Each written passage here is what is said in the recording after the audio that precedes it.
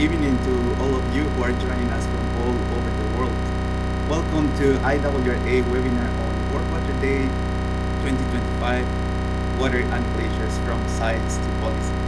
We thank you for joining us today. This is a webinar hosted by the International Water Resources Association, a globally recognized member-based non-profit organization with a strong emphasis on collaboration between science and policy. IWRA serves as a knowledge forum dedicated to addressing pressing water challenges.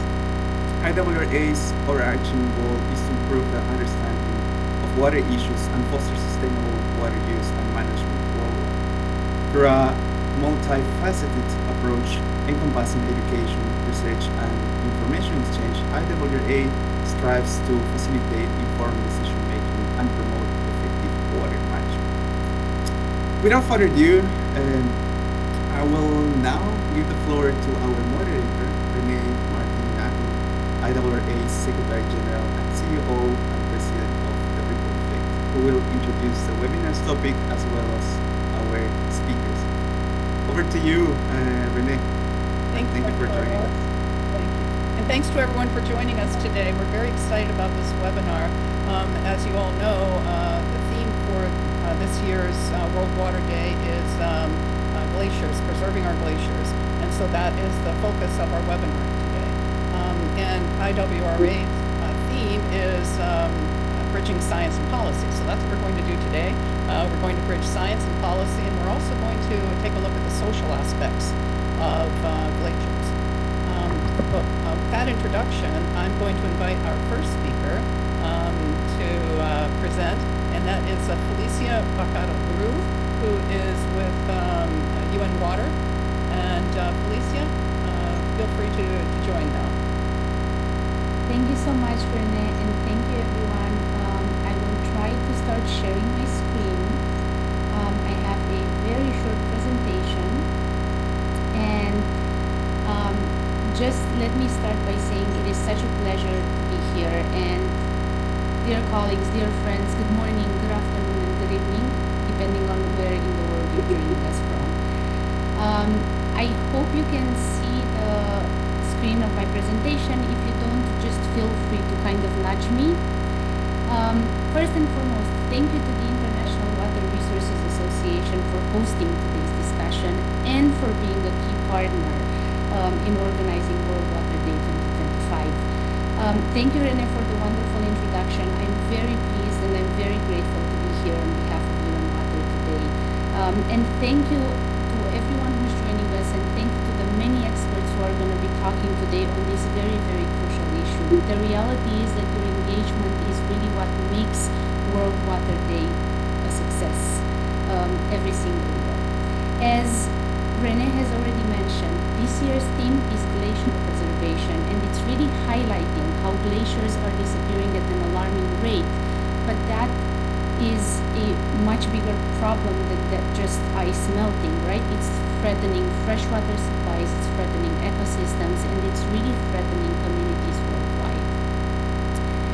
Now, this year's campaign is organized by UNESCO together with the World Meteorological Organization on behalf of UN Water, but we also have a number of 10 UN Water members and partners that have been working round the clock to make World Water Day glacier preservation a success. And truly, this is the purpose of UN Water. For those of you who know us, you know what we're about. But for those of you who don't, UN Water is an interagency mechanism of the United Nations system that coordinates water and sanitation related topics, issues, and really engagement across the UN system. And our role is to ensure that our members and our partners deliver as one in response to water-related challenges. Today's webinar is such a great example because it's really part of that global effort to raise awareness and to inspire action. Now, you have a number of quick facts here, and I won't go through them, but I did want to go through some of the key messages and some of the key elements of this year's campaign. Now, the fact is really that our frozen world is shrinking, and that's making the water cycle more unpredictable unpredictable and extreme. And that means that for billions of people, meltwater flows are changing. They're causing floods, they're causing droughts, they're causing landslides, and they're causing sea level rise. This is bad not just for communities that are vulnerable communities, but for us as a global economy as well.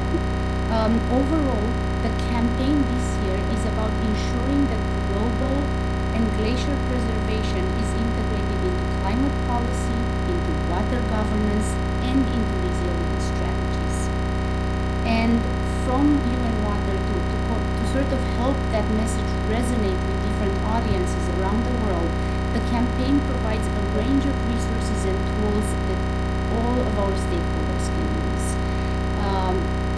If you're interested and if you can help us promote World Water Day 2025, you can go on the UN Water's website. We have activation kits, we have fact sheets, we have social media content, we have infographics, we have videos, we have a lot of content that's easily shareable, that's very, very editable, and that we've created specifically for our global community to help us really integrate and raise awareness on World Water Day 2025. Tomorrow as well, in New York and in Paris, so tomorrow we have two events happening.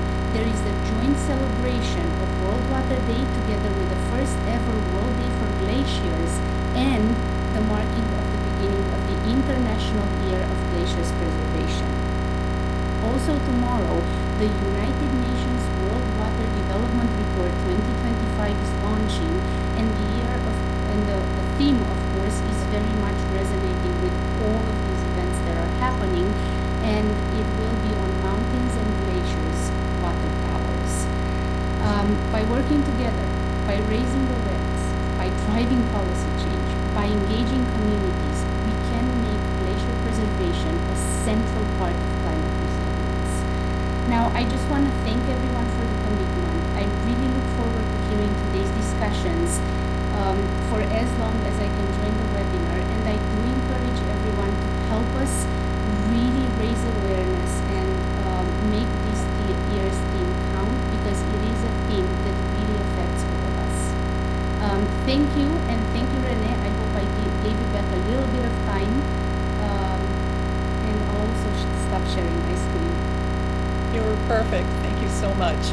And thank you for that introduction and for grounding us on glacier preservation and the year of glacier preservation, which is so important, as you say. Next, we're going to have a video from Dr. Cohen Burbst, who is a program specialist at the Intergovernmental Hydrological Program at UNESCO. And here's his video. Ladies and gentlemen, on behalf of UNESCO Intergovernmental Hydrological Program, it's a pleasure to address you here on the occasion of the first ever World Day of Glaciers and the World Water Day celebrations. While we celebrate both days, we all know that glacier loss is a serious threat to natural and human water supply. In many parts of the world, we also know that melting of glaciers and ice sheets are the biggest cause of sea level rise in recent decades, as highlighted by the IPCC. So why is this topic so important for UNESCO? 70% of all the fresh water is stored in the biosphere. 10% of all glaciers are located in only 50 UNESCO World Heritage Sites. At the same time, a recent study by UNESCO highlights that half of all glaciers in those World Heritage Sites are expected to disappear by 2100, harming ecosystems, disrupting water supplies for many, and destroying important records for Earth's climate history. For indigenous peoples and local communities, they can be sacred places woven into centuries-old traditions and knowledge systems. UNESCO HP in collaboration with key partners like the IWRA therefore play a key role as a platform for scientific cooperation and networking, contributing to assessing and monitoring changes in small glaciers and water sources, as well as to identify pathways for adaptation. UNESCO is therefore co-coordinating with the World Meteorological Organization the implementation of the UN General Assembly resolution that declared 2025 as the International Year of Glacier Preservation. The resolution also refers to UNESCO's historical work, which calls for a worldwide inventory of existing perennial ice and snow masses during the International Hydrological Decade in the period 1965-1974. UNESCO will also be supporting glaciologists and hydrologists from all over the world, providing them with a platform to undertake research studies on ice changes and their impact on water resources and groundwater changes for more than half a century. One example of our work is the publication of the Andean Glacier Water Atlas, to document the impact of glacier retreat on water resources. In 2021, UNESCO launched a new Central Asia Regional Scientific Program, with funding support from the Adaptation Fund and the Global Environmental Facility, to map out the region's glaciers and develop also cryosphere management plans. The project will also map the most vulnerable areas to deploy early warning systems for populations most at risk from glacier-related outburst floods. As a contribution to the International Year of Glacier Preservation 2025, various events already have taken place, including the birthday events at the United Nations COPs and the launch of the Year for Preservation event. Upcoming events include the International Conference in Ocean Day, planned for May 2025. Actually, yesterday we had a first brainstorming session to shape the new decade of action for cryosphere scientists that will run from 2025 until 2034, and which will be coordinated by UNESCO. We expect to launch the decade during the UN Ocean Conference in Nice on June of this year. We will all invite you to participate. The decades will also provide us a longer period to achieve the key milestones for our cryosphere sciences and to address some of the key scientific challenges. This session therefore comes at a very opportune time to identify new opportunities to move from science to policy to address the impact of climate change on our frozen water resources. I therefore also would like to wish you a full discussion. We look forward to continuing our joint collaboration with the IWRA to achieve these ambitious goals. Thank you so much. We are grateful that he submitted that video to help us get grounded as well. Now we're going to launch into the substantial part of our webinar, and we're going to start with science. I'd like to introduce Philippus Wester. We call him Flip. Flip is a senior water and climate researcher with the International Center for Integrated Mountain Development, ICIMAD, and he's also an IWRA fellow. He was a lead author for the IPCC Assessment Report 6 and has more than 30 years of professional experience on 4 continents, focusing on deltas and mountains. Flip, I turn it over to you. Thank you, Renee. Very good day to everyone attending the webinar. I'm going to try to share my screen. Great. So I'll be speaking to the science, what the science tells us about our changing mountains, and I'll focus on the Hindu Kush Himalaya region to illustrate some of the challenges that were already touched on by Felicia. This is based on basically 2 reports. The IPCC cross-chapter paper on mountains, published in February 2022, and a more specific report on the HKH, the High-Wise reports of water ice society ecosystems, published in September of 23. So the presentation will be a bit of a mix of ICIMAD and IPCC formatting. I hope both organizations don't mind. So I wanted to start with the mountains. This is coming out of that IPCC 6th assessment report. So some of the work we did going into that assessment was to look into what are we actually assessing? Where are the mountain regions located? And how many people live there? And actually, quite surprisingly, more people live in mountain regions than people in deltas and low-lying coastal zones. It's actually 1.3 billion people. And the map shows you, especially the red, you get densities of more than 100 people per square kilometer, which is not normally what we think of when we think of mountains, right? But in the deltas and the coastal zone, around 700 to 900 million people. In the mountains, 1.3 billion. So what we're seeing in terms of observed climate change impacts, one, that they've increased and clearly attributed to human caused climate change. Importantly, and this will be coming out in a big way tomorrow in the World Water Development Report, 2/3 of irrigated agriculture worldwide depends on water coming from mountain regions, right? So massive importance, therefore, our global food supply. We're seeing quite some negative changes on tourism, if you like skiing or hiking or other activities in the mountains.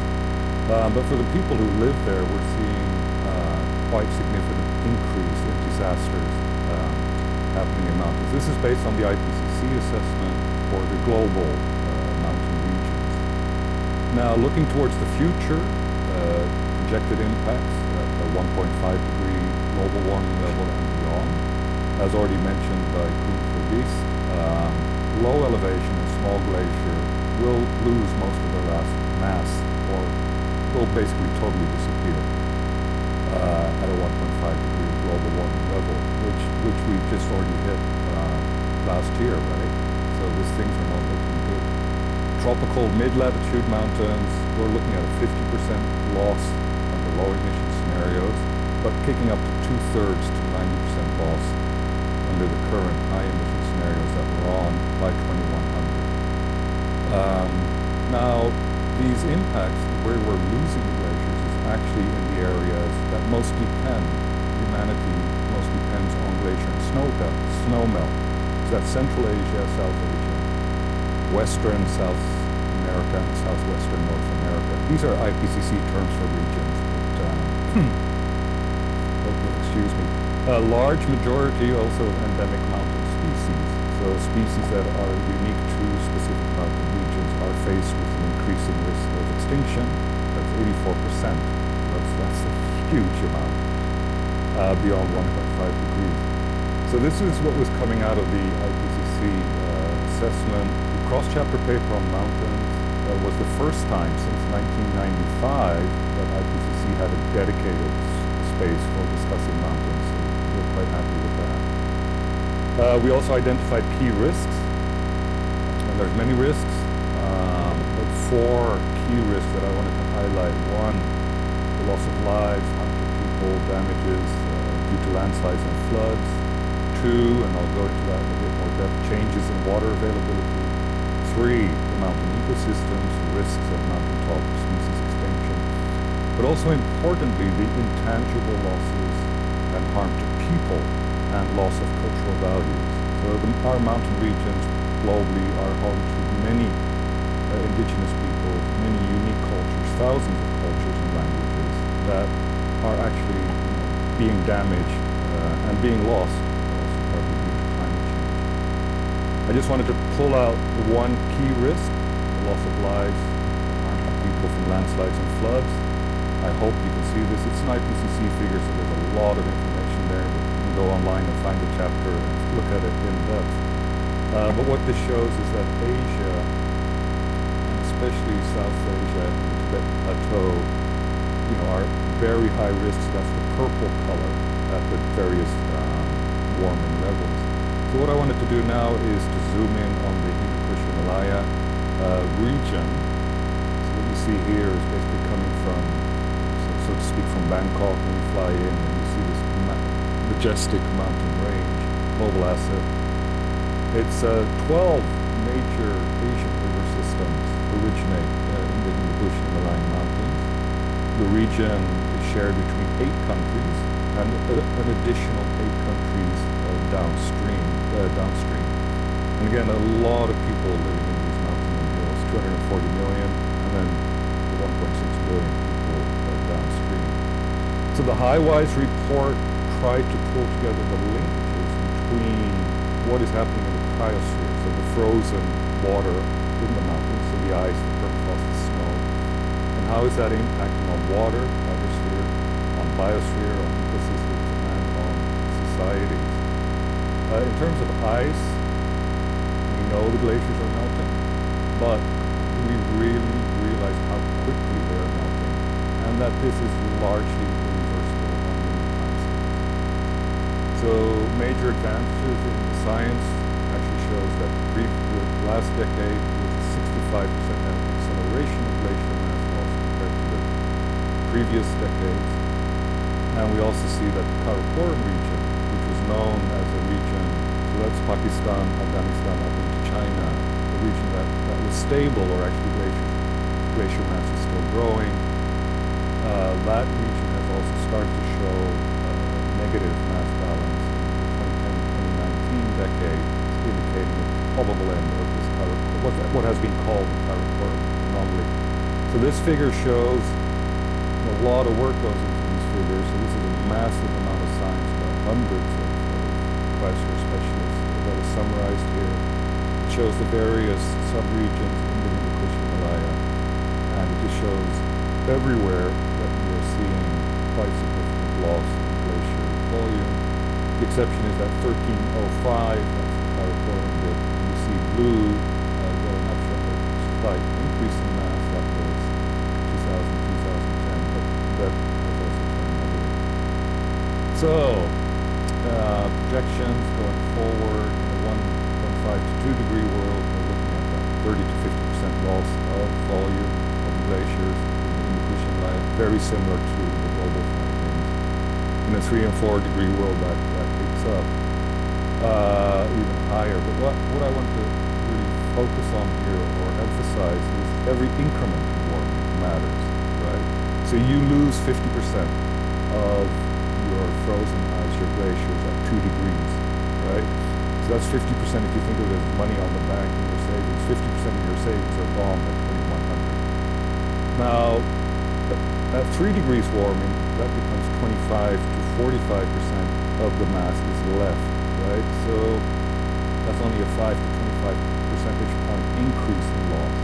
So the point being, this is critical to keep below 1.5 degrees, certainly below 2 degrees, because that's where the big losses take place. Now, we all talk about glaciers. Glaciers are actually snow, right? Glaciers start as snow, and as the layers of snow fall each year and become compacted, it turns into that glacier ice and starts to flow down the mountain. But importantly, snow is actually a much larger component of the glacier and snow melt going into water availability downstream. And I'll get into some of those details a bit more. We're seeing significant decrease in snow days, on average 5 days per decade. We're seeing that there's a shift from mid-spring, mid-fall, so there's a seasonal shift in snowfall. We're seeing more of the precipitations falling as rain instead of snow. We are also seeing the snow melt peak will be stronger, so the snow that does fall melts more quickly, but is shifting towards from the warm season to the cold season. Permafrost, that's the frozen earth. The figure here shows you the blue is the glacier areas, the green is the permafrost areas, so significantly larger, 10 times larger area of permafrost compared to the glacier. We still know very little about what's happening with the permafrost. What we do know, that is also decreasing.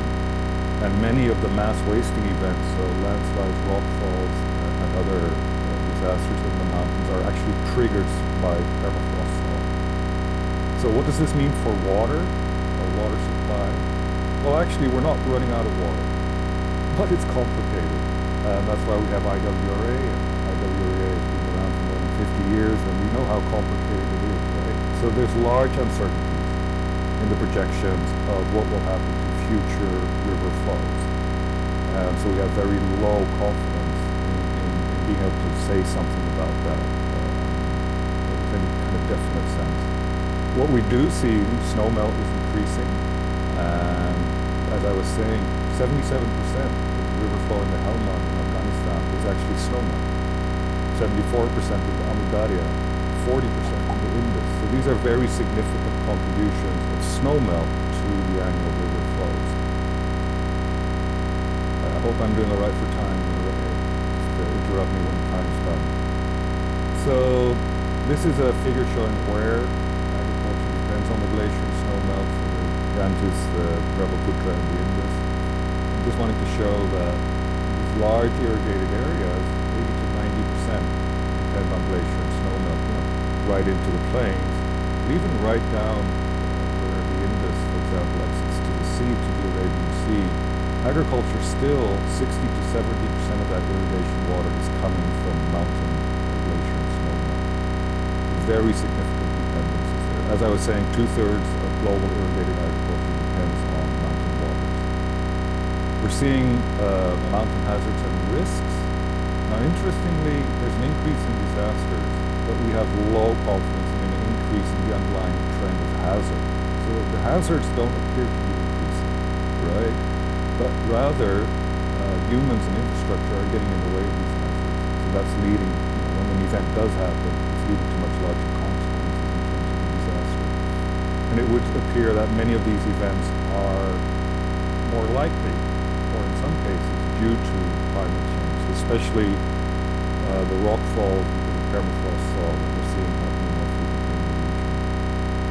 So yeah, here's a picture from Nepal, the Balamchi flooding a few years back, massive mud flow and stream flow. But if you build your houses in the floodplains, or actually not floodplains, but too close to the river, they're going to get hit. So that's a nice place to build a house. In terms of ecosystems, we're also seeing a lot of changes. Flip, you have 2 minutes left. All right, then I'll hurry up. Won't go into the details here. Beautiful owl. But with ecosystems, even less so, and I think it's important also for today's discussions and the International Year of Glacier Preservation. We always talk about the water, what's happening with biodiversity. It's really important to also look at mountain ecosystems and actually understanding of biospheric change, climate change, and ecosystems is still very limited. In terms of societies, we also try to make this link in the Highwise report, livelihood, water supply, disaster, culture, and all of that, what's happening there. I could tell you a lot, but I have 1 minute left. So just wanted to focus on, so far, adaptation. So all these changes are happening, but our response locally, regionally, globally have been incremental, reactive, and not all that impressive. And the IPCC report actually assessed, I think it was 460 plus journal articles looking at, and this was globally for all the world's mountains, but looking at the speed, the scope, and the depth of adaptation observed. And the figure for Asia, that's largely the Asian mountains. You're seeing, the level of adaptation extent. The dark green is actually a very small slice, and the low, which is the gray, is actually very large size. So our response is nowhere sufficient to address future risks. So I wanted to end with the summary for policymakers of the IPCC overall report, working with 2 reports. This is right up there in the summary approved by the 196 governments of the world. That climate resilient development is already challenging. At current global levels, will become more difficult at 1.5 degrees and certainly at 2 degrees. And importantly, climate resilient development is most constrained in regions in which climate impacts and risks are already advanced, and this includes the low-lying coastal cities and settlements, the small islands, the deserts, the mountains, and the polar regions. The assembled scientists have high confidence in this statement. With that, Renee, thank you. Perfect on time, Flip. Thank you so much, and thank you for grounding us in the science, which is not encouraging at this point. As we know. And there's a lot of discussion going on in the chat. I encourage all of the participants to continue chatting there. If you want to submit a question, please do it through the Q&A so that we can focus on the questions. And Flip, before we move to our next speaker, there's one question I think you may be able to answer very quickly. What is the impact on stream flow of the melting glaciers? Yeah, so briefly, but if you could just focus on that for a minute. So I think that's what I was trying to plug, that it's complicated. So we have these 12 major river systems in the Indo-Himalaya, the big ones, the Indus River, the Ganges, the Brahmaputra, the Yellow, the Mekong. We're seeing primarily, I have to get this right, towards the western part, the Amudarya, the Helmand, the Indus. So these are much more dependent on glacier and snowmelt to start with. And what we're seeing is, what I was trying to convey is actually that snowmelt is a much larger component than glacier. Right? So yes, International Year of Glacier Preservation, yes, save our glaciers, but we should also really be worrying about snow, because that's where you actually, the snowpack is actually giving you much more water availability than the glacier. There's a lot to discuss here, Renee, but for the sake of time, I hope this will be okay for now. And we might be able to come back in the Q&A. Yeah, exactly. During the discussion period. Thank you very much.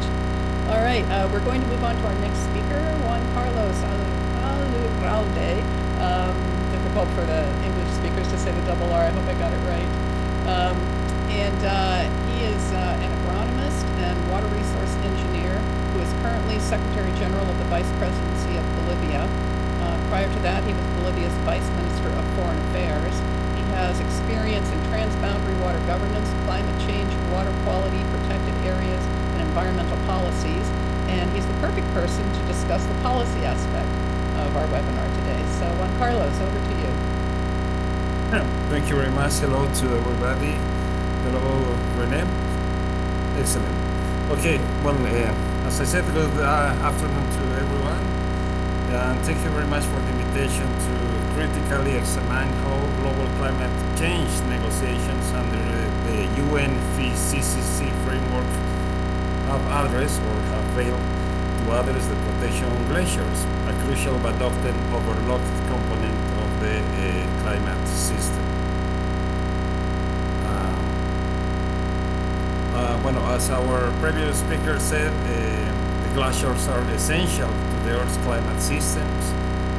We all know that act as a natural reservoir that regulate water availability, particularly in high altitude and arid regions. However, they are melting at an unprecedented rate. So we all also know that scientific evidence is overwhelming. The IPCC special report, as the previous speaker said, confirms that even under the most optimistic climate scenarios, glaciers will continue to shrink. The extent of this loss depends on how fast global warming is mitigated. But the problem is the speed of that. The international climate negotiations have largely ignored the urgency of this crisis. The focus have been broader in climate mitigation and adaptation measures, but no binding commitments, especially addressing glacier protections. So this protection will critically analyze the response of UNFCCC negotiations to outcomes of the key COPs and their role in shaping glacier-related policies. So we all know that the role of the Climate Change Convention that was created in 1992 was to provide the foundational structure for international climate negotiations. Its aim was to stabilize the greenhouse gas concentrations to prevent dangerous anthropogenic interference with the climate systems. But, however, it does not include direct provisions for glaciers protections. One of the most important outcomes was the Paris Agreement in 2015, where countries committed to limiting global warming below 2 degrees and aiming for 1.50 degrees. But the problem is that the convention does not directly address glacier loss. The glaciers continue to retreat rapidly, as we all know, and the convention lacks targeted policy to slow or mitigate glacier loss. Well, unlike other ecosystems, for example, forests, which are protected under mechanisms like REDD+ or REDD, there are no one mechanism specifically designed for glaciers. So glaciers are mentioned in adaptation, under adaptation discussions, mainly in the context of water security for high altitude regions, and also in the loss and damage mechanism. There are some recognition that glacier retreats contributes to irreversible climate losses, but without any specific funding allocation or strategic mitigation plan. So glaciers remain underrepresented in climate negotiations. What happens in the COPs? You know, the COPs are this conference of the parties where all the countries take a important decisions for all the countries, and the COPs is we can say the decision-making body of the convention, where climate change negotiations take place annually. Each COP shapes climate policies and commitments among nations. But despite this crucial role in global water security, glaciers have never had dedicated an agenda item at the COPs. So discussions around water security, adaptation, loss and damage have occasionally reference to glacier loss, but without target policies outcomes. In the COP21 on Paris 2015, it says that the scientific models indicates that even in 1.5 degrees, glaciers will continue to shrink. So there's no specific mechanism for glacier protections were introduced in the most important agreement in Paris. Also in Glasgow in 2021, there was a knowledge of the importance of mountain ecosystems, but this was largely only symbolic, and no legally binding commitments or finding mechanisms were created to address glacier loss. The same in the COP28 in Dubai. The Loss and Damage Fund was approved to help vulnerable countries, and but there are not a specific provision for glacier-related losses in this mechanism. As maybe you all know, in the COP29 in Baku last year, there was a declaration on glacier recognizing this importance for mountains for billions globally. This declaration calls for urgent and coordinated actions to address these pressing challenges. We are in this year we have the COP30 in the lane 25, and maybe we should just move beyond general climate commitments and explicitly address glacier losses. This has an opportunity that we have. Well, I'm not going to talk about the IPCC report because it was covered abundantly for previous speakers, but it's important to talk about why negotiations fail. There is why there is a disconnection between science and policies. Despite the clear IPCC warnings, the international climate actions remains inadequate. Why the UNFCCC and COPs have not implemented glacier-specific policies, even though the science strongly supports urgent actions. So there is a failure. Maybe we can all think about this, that there is a failure to translate and to transmit scientific knowledge into political commitments. So, but the failure, as we all know, maybe it's not only scientific, it's political, because several structural and geopolitical factors contribute to the lack of glacier-specific policies. One thing is that the climate negotiations always prioritize energy transitions over glacier protection. Global climate talks all are dominated by discussions on carbon emissions, renewable energy, and fossil fuel phase out. Well, these are crucial, of course, but they overshadow other urgent climate issues such as glacier retreat. Glacier protections, including glaciers, is often a secondary issue, mainly discussed under adaptation framework rather than a core climate concern. Other problem is that powerful nations drive the climate agenda. The most influential players in the COPs are US, European Union, China, and major industrialized economies, and these countries have low dependence on glaciers for water security. In contrast, developing nations in the Andes, Himalayas, and Central Asia face direct threats from glacier loss, but they have the lack of geopolitical influence to push this issue on the global climate agenda. This results in a major gap between those who control climate change negotiations and those most affected by glacier retreat. There's also the issue of adaptation funding for mountain regions that is really insufficient.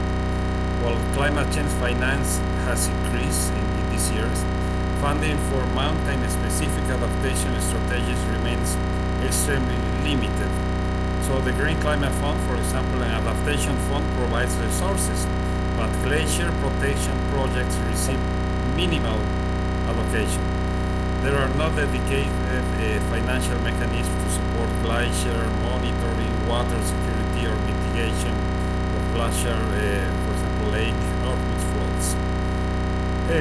Talking about the loss and damage fund, the lacks, as I said, a glacier-specific provision. The loss and damage fund approved at COP28 was a step forward for climate justice. However, it does not include specific provisions for glacier-dependent communities or others long-term glacier loss as a climate impact. So countries experiencing water shortage, for example, due to glacier retreat, face bureaucratic hurdles in the accessing of funds. And number 5, the political inertia and economic interests slow down action. So governments and policymakers are slow to act on glaciers loss because it does not generate immediate economic or political returns. Unlike renewable energy projects, glacier protection does not attract major corporate investments, for example, or economic incentives.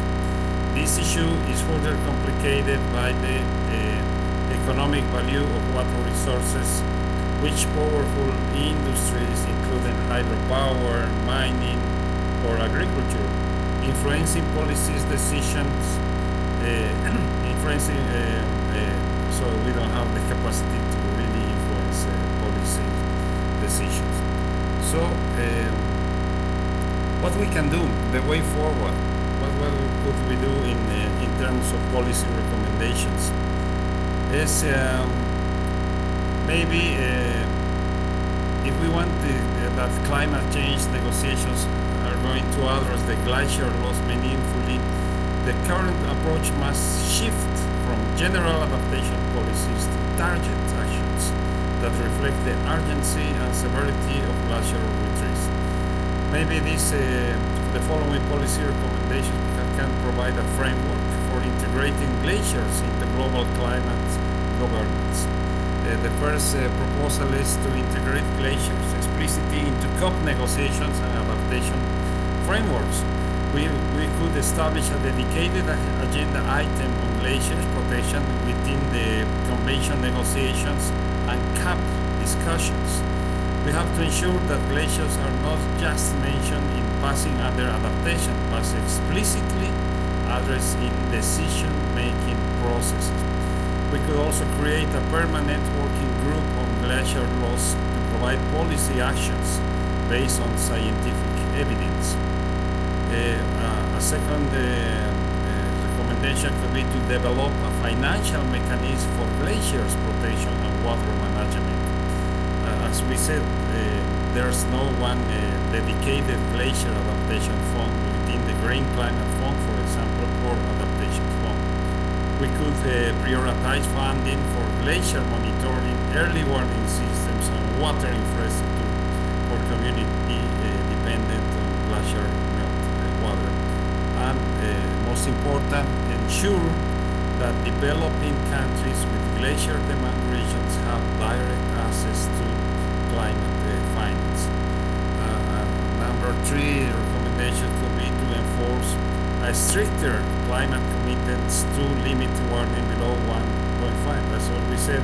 1.5 is still our glaciers will be shrinking, but according to the actual commitments, we are not going to reach the 1.5 target. So it's very important to have strict regulations on black carbon and short-lived climate policies to accelerate the glacier melt. Juan Carlos, you have 2 minutes. Okay, it's perfect. The recommendation 4 is to enhance regional cooperation in glacier-dependent areas. As we all know, many glaciers are transboundary and affect multiple countries. We should strengthen regional water management agreements. We have to promote scientific and policy collaborations between countries in the Andes, Himalayas, Alpes, and other glacier-dependent regions. And finally, we have to strengthen the scientific input in climate policies. We have to ensure that the IPCC findings or all the institutions that work in glaciers, I directly integrated in the UNFCCC decisions to the COP decisions. We have to establish a global glacier monitoring network with mandatory climate reporting from glacier hosting countries, but direct to the climate change convention. Glacier protection requires immediate targeted policy actions.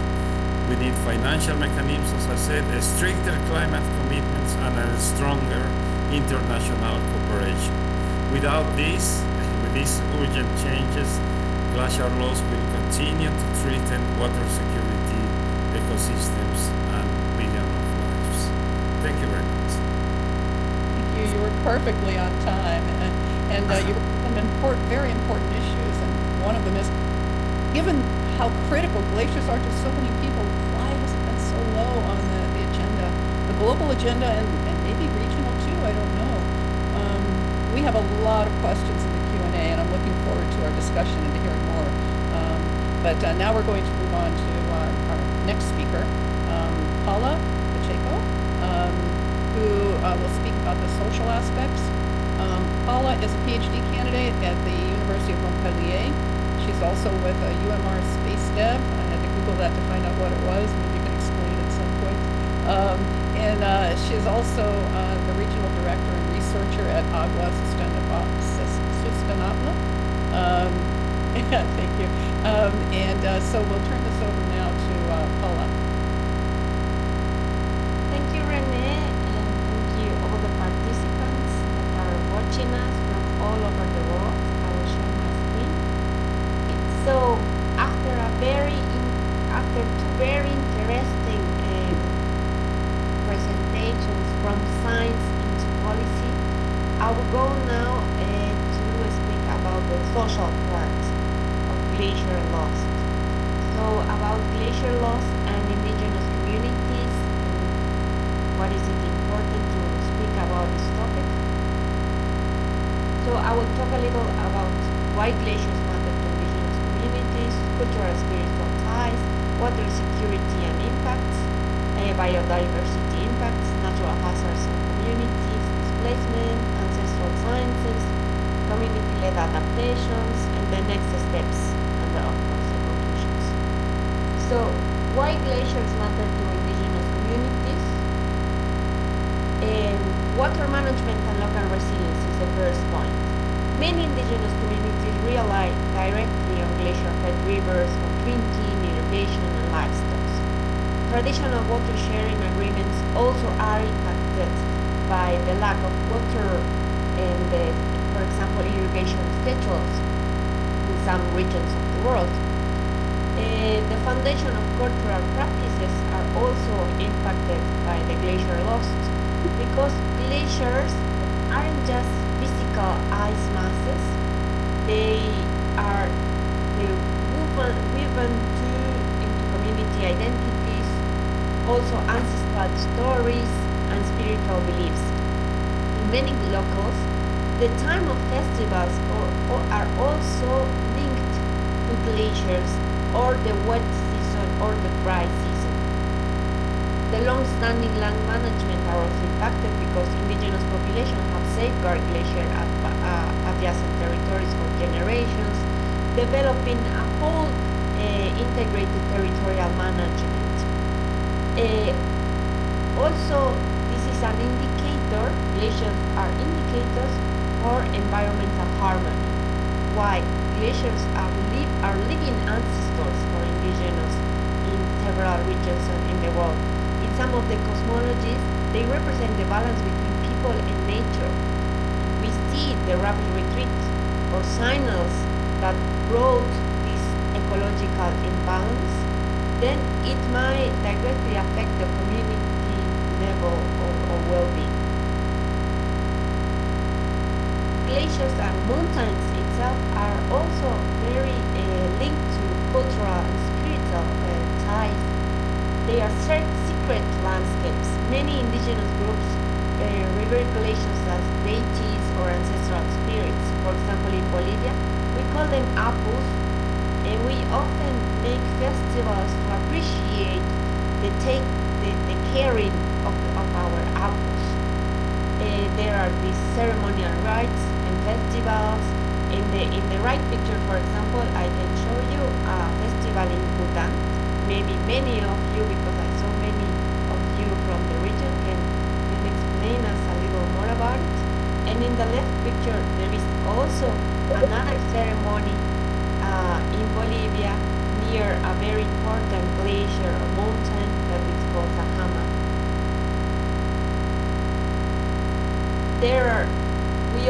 We already hear about it from Flip and also Juan Carlos, but there are unpredictable water supply impacts in the reduction of glaciers, reduced agricultural productivity, migration and displacement, increase of hazard risk, and of course biodiversity disruption.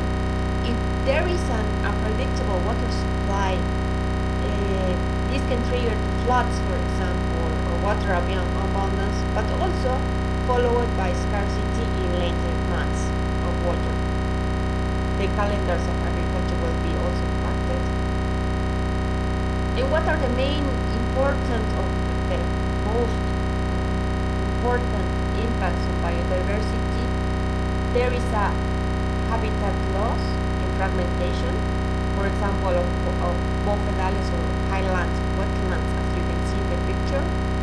There will be, or there is already, altered species distribution, biodiversity loss, system stream flows, disrupt terrestrial and aquatic species, breeding cycles impacting local diets and economies, the reduction of water retention and quality, threats to pollinators and food webs, and, as I said, cultural livelihoods impacts.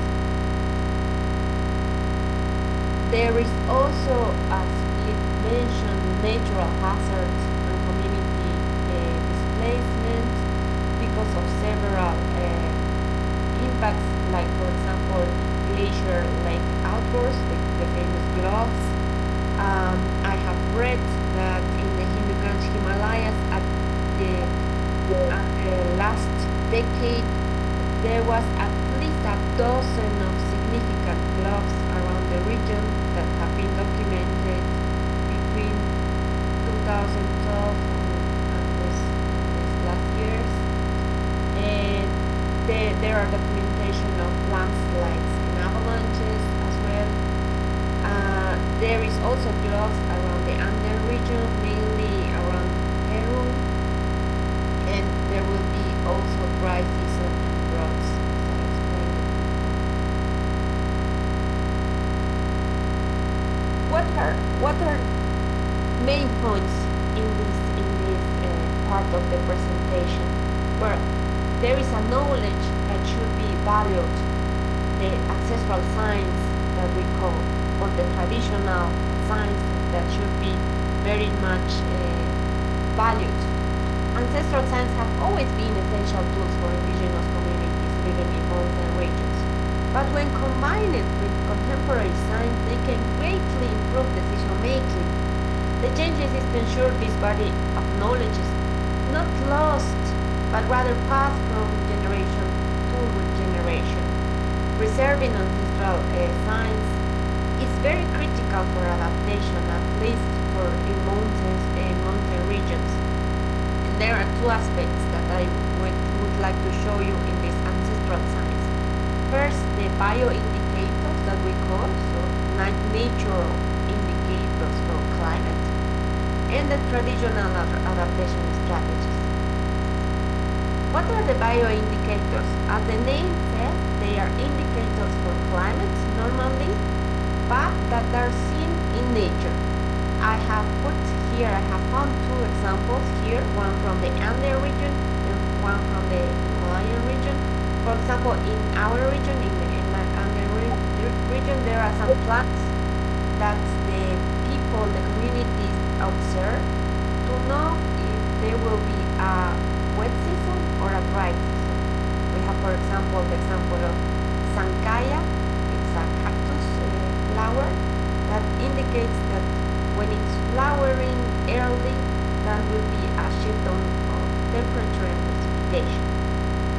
at the Himalayan region. I found these rhododendron bloom cycles where they observe also the timing and intensity of the flowering, and they serve as local climate cue. When communities notice these plants are blooming earlier or prematurely at high altitudes, it can be a signal of warming trends of receding snow line, for example. So this information is very interesting to preserve and also to research more. There are also some adaptation strategies that were applied traditionally from hundreds of years ago. For example, the terrace agriculture at the Andean region. Indigenous communities of Peru, Bolivia, they have been building terrace fields to steep slopes and to capture also rainwater. So it's a rainwater harvesting strategy, or to capture the glacier melt. This is used to minimize erosion, to maintain soil fertility, and it has been tested from long time ago already. Also, there is water harvesting at the Andean region, where communities are already at the pre-Incas cultures channel the waters directly from rainwater or directly from the mountain meltwater to preserve the groundwater recharge, for example.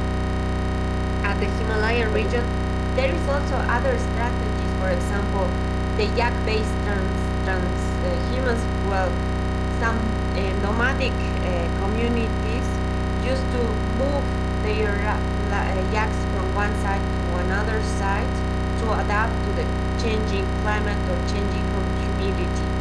This is also another strategy that is applied in the Andean region, but with the camelids or with the llamas or the alpacas.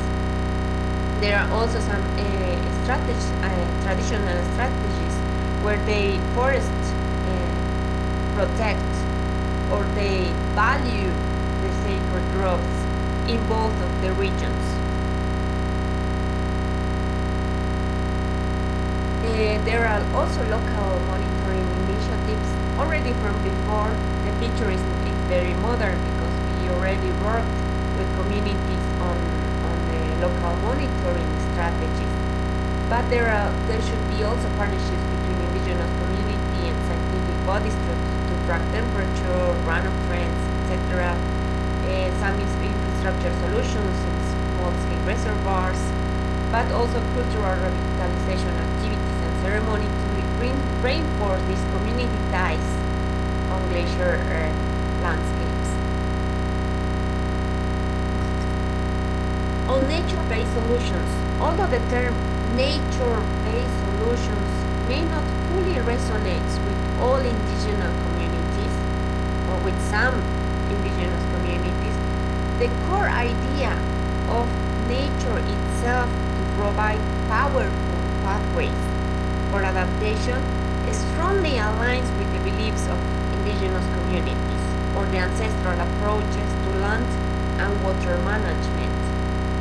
So, for example, protecting and restoring wetlands or highland biodiversity that we call bofedales or paramons in the Andean region is very important, and we have this concept of the white sponge versus the green sponge. The white sponge for us is the glacier. The glacier acts as natural reservoirs, slowly releasing the meltwater for agriculture, for drinking, for castling, and for ecosystems, and they receive their capacity to regulate the water. While the green sponge are the high altitude vegetation, whereas the wetlands, for example, bofedales and paramos, they can help offset the loss of glacier storage, and they can accomplish this action as sponge also, but as a green sponge, where the ecosystem will soak up and release water gradually, as well as the glacier. There are some challenges and barriers to inform resilience that we already heard from Juan Carlos and Flip. One is the institutional fragmentation, the lack of data and monitoring, and of course the insufficient policy priority. So what are the next steps of further work that we recommend is to prioritize monitoring water towers in climate negotiations, as we heard from Juan Carlos, to expand community-led data collection as well, for example, to integrate city science approaches to empower community, especially youth, children, enhance the glaciological and hydrological research in remote areas by training local observers, for example, increase funding and technical support, streamline grants for indigenous-led research and adaptation projects, for example, promote capacity building, facilitate technology and knowledge exchange. We already seen and have seen very interesting links between, for example, the Andean region and the Himalayan region.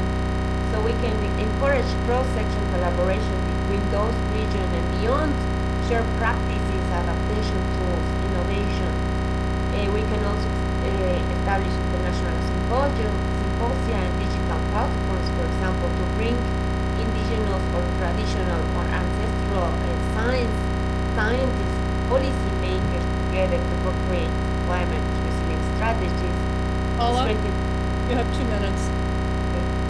Strengthen policy integration, promote collaborative research and pilot projects, for example, pair ancestral science with these contemporary science methods to test new adaptation models to preserve cultural heritage and advance ecological resilience, to document and evaluate pilot success and replicate strategies from all regions. And I am arriving to the conclusions.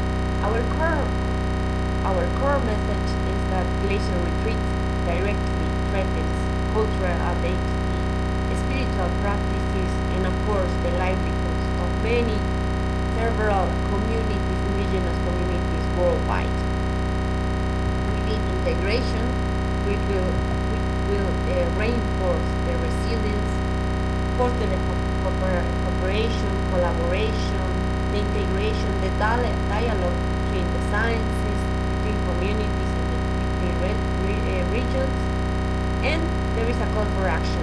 We urge glaciologists, hydrologists, policymakers, regional leaders, NGOs to all unify efforts to safeguard both glaciers and also cultural heritage that they sustain, recognizing the common challenges forested by high mountain areas and the solutions that will arise from this shared experience in the future for future generations. And thank you. Thank you very much. That was a fascinating discussion on, well, I guess a presentation on the impact of glaciers on indigenous peoples, both culturally and spiritually. Very interesting. And now we're going to go into the open discussion part of our program. And so I will ask our speakers to go on camera and to unmute yourselves. And meanwhile, in the chat, there have been a lot of questions about how to open a chapter of IWRA. Please feel free to contact IWRA at office@iwra.org, and someone will guide you. I would like to start with sort of an overall question, and David Molden, I'm going to encourage you to join in this too, even though we have you for the closing remarks. We heard a lot about the issues with glacier melt and the impacts. Is there anything that we can do to mitigate the glacial melt, or should we just really focus on adaptation and resilience?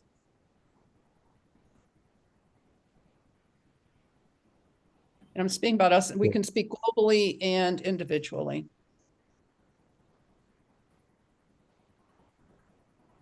Does anyone want to take that?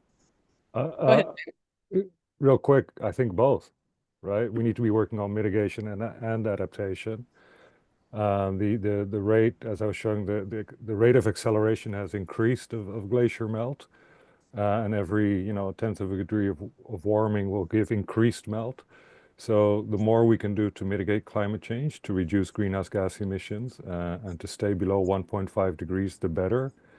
And I think Juan Carlos, gave a very good presentation there on why is the UNFCCC and the COP process failing, not just glaciers, but the cryosphere and the societies depending on cryosphere, so, snow, ice, permafrost, and the glaciers.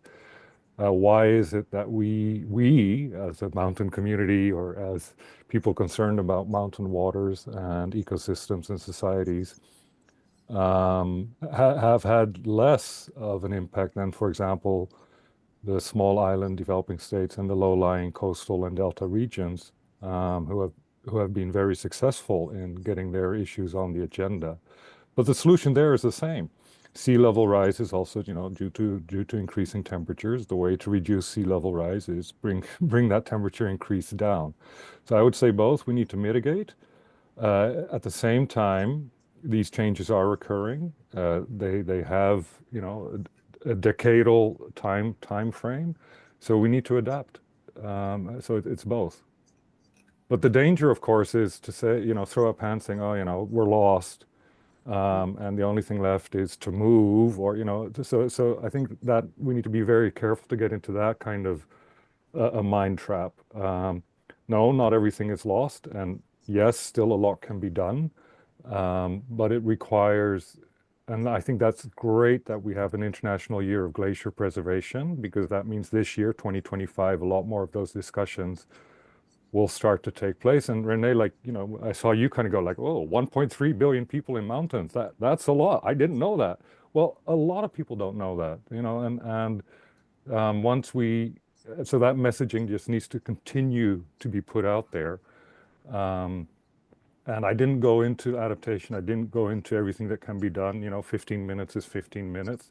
There is so much happening across the globe, in the Andes, in the Himalaya, in the Alps, and, mountain regions around the world that societies, peoples, communities are adapting. We could spend a whole other day webinar to talk about that. So it's not that there's nothing that can be done. But to me, I think the most urgent thing is the mitigation, the reduction of greenhouse gas emissions, because that just makes everything so much easier, right? And it will be so much less costly. And it will give us more time. So there's so many reasons. And besides, it's just good for health, both for humanity and for ecosystems. So the quicker we can transition away from fossil fuels, the better. And I didn't go into any military conflicts related to oil and gas, but there's so much linked up together there. Yeah. So each of us can play a role in reducing our own greenhouse gas footprint. That's a good start. Yeah. But Renee, just to kick in, all that is true, but then mountain communities really can't wait for all that to happen. It's so slow on the mitigation side. And so it's left with really focusing a lot on adaptation. And I think that's the angle we have to discuss quickly on how can mountain communities and downstream communities really adapt. And as Flip says, there is a lot of interesting activities in this area, but you just can't wait for the global community to get their act together on climate change. Yeah. Juan Carlos, do you agree with that? We have to act both globally and locally? Yes, it's very important to act locally, but as I said, it's most important to have locally experienced, locally evidences to go to a global level. I think we have two spaces. At locally level, we have to act to sub-regional, to subnational and national governments, because at the end of the day, the governments are who represents the communities and the regions and the watersheds into the climate change negotiations. So it's very important to lobby the national governments and also commit the national governments to really reflect the problems of local communities, especially at a global level. Otherwise, as I said, the global discussions have no one mentioned, for example, in the decisions that we have, as you know,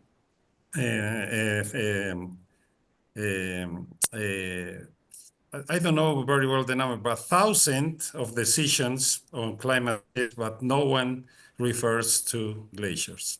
Thanks. It's just so surprising. And Paula, you're seeing local actions, I suspect, in Bolivia. And so could you describe just a couple, because we have so many people who are attending this webinar who are impacted by glaciers. So I guess that's why they chose to be here. And so what can they do? What direction would you give for people who are living in mountainous areas that rely on glaciers and river valleys that rely on glaciers? Well, as it was already said by Flip and David, what people are trying to do is to advocate in governments, for example, giving the examples of the impacts that people are suffering, the lack of water or too much water causing floods. But at the same time, locally, even though they are not receiving too much support from governments, they are trying to adapt itself, trying to also to revalue their local or traditional knowledge, for example, to build these terraces or barriers. They are trying to collect water. They are trying to preserve wetlands, but more information, for example, is needed. Monitoring on the glacier lost, monitoring on stream flows or climate even. There is a lack of central integrating information around these regions, at least at the Andean region that I know. And I'm glad that you mentioned monitoring, because one of the questions that was asked was, what are the cutting edge technologies for monitoring glaciers? And how can all of those technologies talk to each other so that we have a global view of what's going on with glaciers? Can anyone speak to that? Flip, you might, but I know there is, certainly remote sensing technologies have kicked in, the drones have kicked in. But, one thing that I think sometimes lack kind of a scientist is that connection with communities too. So especially when you get up in the mountains, you bring your high tech, you come and you write your report in a journal, but then you miss that connection. What a lot of times local communities are just dying to hear, what did you find out? How can that affect me? And so I know a lot of scientists are quite good at that, but not everybody. And then there's that local knowledge Paula talked about that can feed into scientific discussions as well, that I think we have to do much better at. And then I think that will also help bring those local voices on the global stage that Juan Carlos was talking about as well. So that yes, high tech, but I think at the same time, kind of bringing up mountain community knowledge more into the discussion, and more of a connect there is important. Because there are people who are living with it. Yeah, exactly. Flip, you have something to say? No, absolutely, fully agree with David there. But I just add for the participant, there's the World Global Monitoring Service, which is hosted, I believe, by WMO and UNESCO. So they've been working. That brings together all the monitoring of glaciers. So there's that international science effort, which has been ongoing for, I believe, at least 50 years now.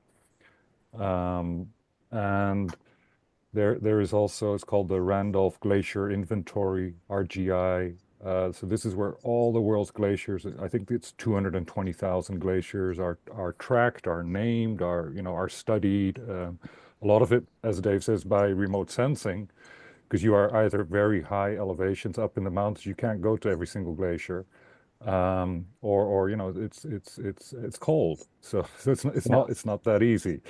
So there's a lot of information out there, but I think what I would like to add is, in terms of glaciers, it's always good to know more. But what we know much less about is about snow, and what's happening to the snowpack, and what's happening to snowfall. And also how communities have a very strong relationship with snow, right? And culturally what it means, but also for your animals, your livestock, etc., but also for your agriculture downstream. So in many regions, we have quite good knowledge about the glaciers. Yes, that could be improved, but we know a lot less about snow. Then in addition, we know even less about the permafrost, right? And the permafrost is very difficult because it's frozen ground, so it's beneath the surface of the ground. So remote sensing doesn't really help you there. It's hard to, a glacier you can go see. You can trek up to a glacier, you can measure the glacier, you can see, how much snow fell this year. Did it grow? Did it shrink? With permafrost, that's a lot more difficult. But we need to be looking at all three, right? And all three are part of, the cryosphere, to use that complicated word. And my concern with this year, the International Year of Glacier Preservation, if the attention is fully on glaciers, we are missing a very large part of the picture, which is the snowfall and the permafrost. And then, in the end, the flowing water, so the water that comes out of that. The high altitude wetlands. So I think Paula was mentioning, the green, like the green. What were you saying, Paula? There, I forget what it was. The white and the green. Sponge. Sponge, yes, I really like that. So the green sponge, the paramos, the high altitude wetlands are also crucially important. Now, about those, we probably know even less, So but it's knowledge gaps. But when I say we, I think that's what David was getting at. People who live there actually know quite a lot about what's happening with their wetlands. They actually know quite a lot what's happening with their snowfall. They actually know quite a lot what's happening, with the permafrost and the glaciers. So it's finding that connect. So it's not only science, but also with the knowledge on the ground and co-producing that knowledge. Thanks. I think that we could have an entire webinar just to answer all the questions that were posed. Some of them were very, very interesting, like transboundary impacts and impacts on groundwater. But we're coming close to the end of our webinar. And David, you're going to give our closing remarks for 5 minutes. And so I don't want to cut into your time. So if you're ready, we'll ask you to wrap us up. Okay, great. Great, thanks. It's an exciting year, I think, for glaciers. I do think it is an opportunity, that UN has had this year focusing on glaciers, on mountains. That IPCC report had that mountain chapter. So a lot of exciting things. It is a chance, Juan Carlos, I think, if we can all push together to get that mountain voice on the global stage in IPCC. So I think the message is, let's get together and see if we can get that message to the global community. I was reminded of, in the last discussion, a trip I made. Actually, Flip, you were there with me up to the high mountains in Pakistan. And the trip was very much a scientific expedition, right? How do we better monitor glaciers? What does that mean for the water flow downstream? But the most exciting part of the trip was meeting the communities, the mountain communities. And I remember they were there with their PowerPoints ready for our group, right, to tell us what was happening in the mountains. But one question I received that really sparked my mind was something like this mountain community was asking, what can we do to prevent glacier loss? What can that community do to prevent glacier loss? And at one point, you think, gosh, it depends on the world, right? Not that community. There's almost nothing they can do to slow down the temperature rise, maybe except get their voice on the global stage. But they were desperate to find answers. They're absolute, should we marry male and female glaciers and make new glaciers was one of the suggestions. I know the Swiss have tried putting sheets on glaciers to try to slow down the loss, but it really depends greatly on that global solution. So I think, Juan Carlos, we're behind you. We need that push at the global level. But then what struck me is that community was really struggling with, they had a threat of a hanging glacier that was about ready to collapse on their community. They were losing water supply because they'd connect their canals up to the glacier. A lot of people moving out of mountains. So I think it's a desperation call, how to adapt. So I do think there is a huge role now in really working with mountain communities. I know with where I used to work at ISIMOD, there was some exciting work in adaptation, say working with communities on flood early warning systems, just putting up a simple bell when the water rises so communities could get out of the way. going to solar powered pumps and to pump water up instead of, the using the gravity flow from glacier waters.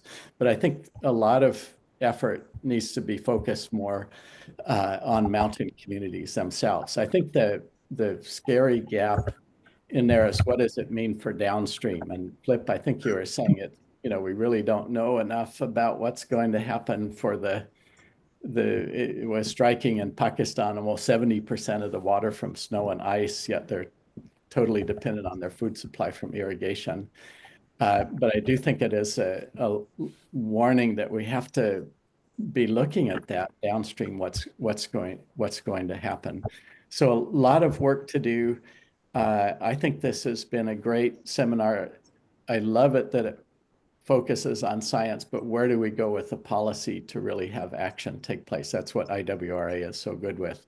And just want to thank also the audience for your interest in mountains. And again, let's all get together and see if we can make a difference globally on this particular issue. It is so important. Thank you all very much for a wonderful seminar. Back to you, Renee. And David, I should have given you a proper introduction. I'm so sorry. For many years, you were the executive director of ICIMOD, and so you have tons of experience in mountains and glaciers. So thank you. Thanks, so Renee. Oh, sure. And I think that brings us almost to the conclusion. But I want to thank everyone for being with us, and especially our speakers for the time that you put into preparing for this webinar and producing your PowerPoints and sharing them with us. Artur, I think I'm right in saying that the presentations will be available online, and there will be a recording available online. Yes? Okay. All right. So it's been a pleasure chatting with all of you. Thanks again to our audience, and I'm going to jump to my next webinar. Bye-bye. Okay, thank you, Renee. It's time to close, unfortunately, this webinar. IWRA would like to thank once again, thank everyone for this great webinar, to our moderator and panelists, and all of you for your great interest and engagement throughout this hour and a half. It was interesting reading your questions and seeing all your engagement in this period of time. So I hope you all found the insights shared by our panel valuable during this special event, and that they have sparked creativity in your own work. If these presentations left you eager to learn more, please visit our LinkedIn to continue the discussion, and follow us on social media for more IWRA updates. In about a week's time, we should have the presentations and the webinar recording on our website. And if you're interested in knowing more about the association or becoming a member, please go to www.iwra.org. I'm going to share the link in a little bit in our chat box. And of course, we encourage you to sign up for an IWRA membership. Benefits include the opportunity to join IWRA thematic task forces or geographic chapters, and gain also access to a network of over 5,000 members from around the world, amongst many other benefits.